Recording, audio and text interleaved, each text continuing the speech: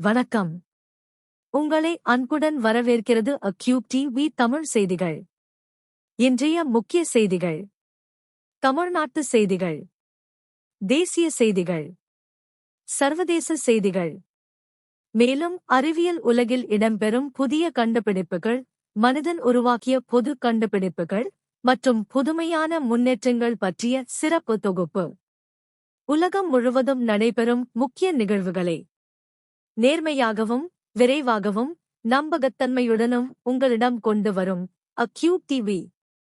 இப்போது செய்திகள். தமிழக சட்டமன்ற தேர்தலில் ஏற்பட்ட பின்னடைவைத் தொடர்ந்து முதல்வராக இருந்த மு.க. ஸ்டாலின் தனது பதவியை அதிகாரப்பூர்வமாக ராஜினாமா செய்துள்ளார். அவரது ராஜினாமா கடிதம் ஆளுநரிடம் சமர்ப்பிக்கப்பட்டது மற்றும் அது ஏற்கப்பட்டுள்ளது. மேலும் புதிய அரசு அமைக்கும் வரை தற்காலிகமாக பொறுப்பில் தொடருமாறு அவரிடம் கேட்டுக் கொள்ளப்பட்டுள்ளது. இந்த அரசியல் மாற்றம் தமிழக அரசியலில் புதிய திருப்பத்தை ஏற்படுத்தியுள்ளது. தமிழக அரசியல் வட்டாரங்களில் புதிய பரபரப்பை ஏற்படுத்தும் வகையில் விஜய் விரைவில் முதல்வராக பதவியேற்க வாய்ப்பு இருப்பதாக தகவல்கள் வெளியாகியுள்ளன. இதற்கிடையில் ஆட்சி அமைப்பை முன்னெடுக்க ஆளுநரை சந்திக்க அவரது தரப்பு நேரம் கோரியுள்ளதாக கூறப்படுகிறது. அரசியல் நிலவரம் வேகமாக மாறிக்கொண்டிருக்கும் நிலையில் அடுத்த சில நாட்களில் முக்கிய முடிவுகள் எடுக்கப்படும் என எதிர்பார்க்கப்படுகிறது. தமிழக சட்டமன்ற தேர்தலில் திருச்சி கிழக்கு மற்றும் பெரம்பூர் ஆகிய 2 தொகுதிகளிலும் வெற்றி பெற்ற நடிகர் மற்றும் அரசியல் தலைவர் விஜய் எந்த தொகுதியை வைத்துக் கொள்வார் என்ற கேள்வி அரசியல் வட்டாரங்களில் எழுந்துள்ளது. பொதுவாக ஒரே நபர் 2 தொகுதிகளில் வெற்றி பெற்றால் ஒரு தொகுதியை ராஜினாமா செய்ய வேண்டும் என்ற நடைமுறை உள்ளது.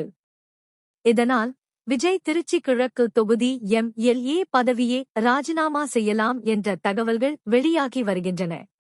ஆனால் இதுகுறித்து அதிகாரப்பூர்வ அறிவிப்பு இதுவரை வெளியாகவில்லை. தமிழக சட்டமன்ற தேர்தலில் வெற்றி பெற்ற தனது கட்சியின் புதிய எம்.எல்.ஏ.க்களுடன் விஜய் முக்கிய ஆலோசனையில் ஈடுபட்டுள்ளார். அரசியல் அடுத்த கட்ட நடவடிக்கைகள், ஆட்சி அமைப்பதற்கான வாய்ப்புகள் மற்றும் சட்டமன்றத்தில் எடுக்கப்படும் தீர்மானங்கள் குறித்து இந்த சந்திப்பில் விரிவாக ஆலோசிக்கப்படுகிறது.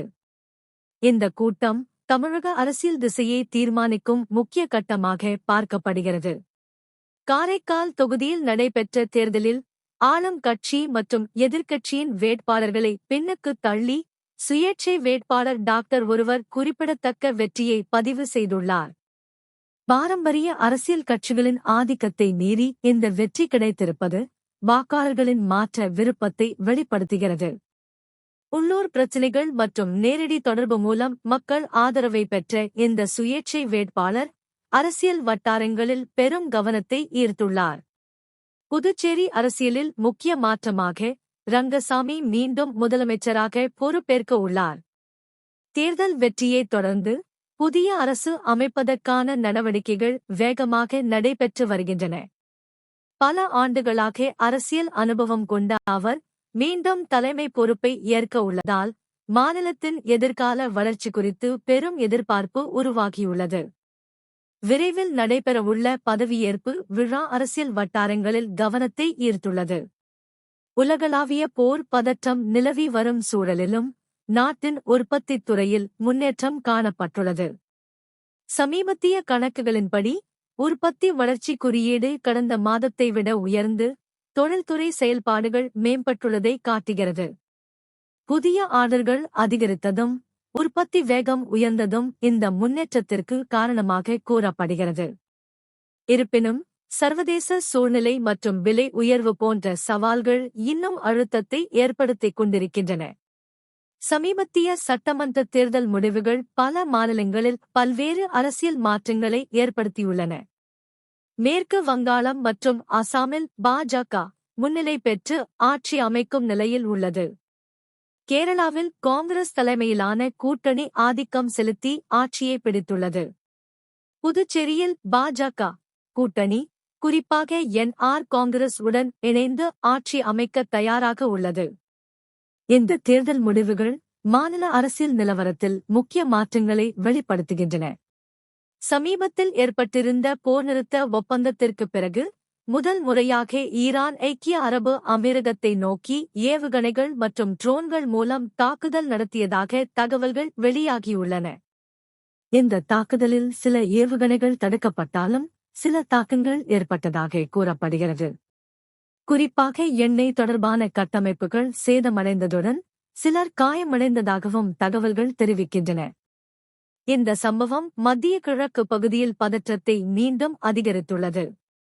கத்தார் வான்வெளியில் பறந்து கொண்டிருந்த அமெரிக்காவின் எரிபொருள் நிரப்பும் இராணுவ விமானம் திடீரென தொடர்பை இழந்ததாக தகவல்கள் வெளியாகியுள்ளன. இது தொடர்பாக அவசர நிலை அறிவிக்கப்பட்டதாக கூறப்படுகிறது. விமானத்தின் இருப்பிடம் குறித்து தீவிர தேடுதல் நடவடிக்கைகள் மேற்கொள்ளப்பட்டு வருகின்றன. இந்த சம்பவம் பாதுகாப்பு வட்டாரங்களில் கவலை ஏற்படுத்தியுள்ள நிலையில் காரணம் குறித்து அதிகாரப்பூர்வ விளக்கம் எதிர்பார்க்கப்படுகிறது. அமெரிக்கா மற்றும் ஈரான் இடையேயான பதற்றம் அதிகரித்துள்ள நிலையில் டெல்லியிலிருந்து மேற்கு ஆசிய நாடுகளுக்கான பல விமானங்கள் ரத்து செய்யப்பட்டுள்ளன. பாதுகாப்பு காரணங்களால் விமான சேவைகள் பாதிக்கப்பட்டுள்ளதாக தகவல்கள் தெரிவிக்கின்றன. இதே சமயம் நிலவும் சூழ்நிலையை முன்னிட்டு ஈரானின் வெளிநாட்டு அமைச்சர் சீனாவிற்கு முக்கிய ஆலோசனைக்காக பயணம் மேற்கொள்ள உள்ளார். இந்த முன்னேற்றங்கள் மேற்கு ஆசிய பகுதியில் நிலவும் அரசியல் மற்றும் பாதுகாப்பு சூழ்நிலையின் தீவிரத்தை காட்டுகின்றன. வெள்ளி கிரகத்தில் மிகப்பெரிய அடித்தள லாவா குழாய் அமைப்பு கண்டுபிடிக்கப்பட்டுள்ளது. இந்த கண்டுபிடிப்பு அந்த கிரகத்தின் எரிமலை செயல்பாடுகள் மற்றும் அதன் பண்டைய நில அமைப்பு குறித்து முக்கிய தகவல்களை வழங்குகிறது.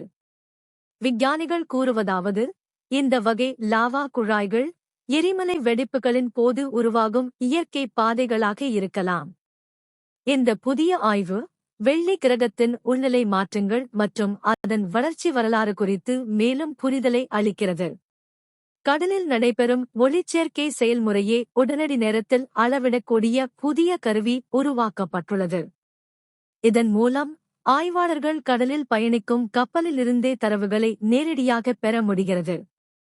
முன்பு மாதிரிகளை சேகரித்து ஆய்வகத்தில் பல நாட்கள் காத்திருந்து முடிவுகளை அறிய வேண்டியிருந்த நிலையில் இந்த புதிய தொழில்நுட்பம் ஆய்வுகளை வேகமாகவும் துல்லியமாகவும் மாற்றுகிறது.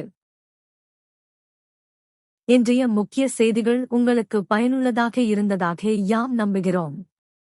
காணொளியை கண்டமைக்கு நன்றி.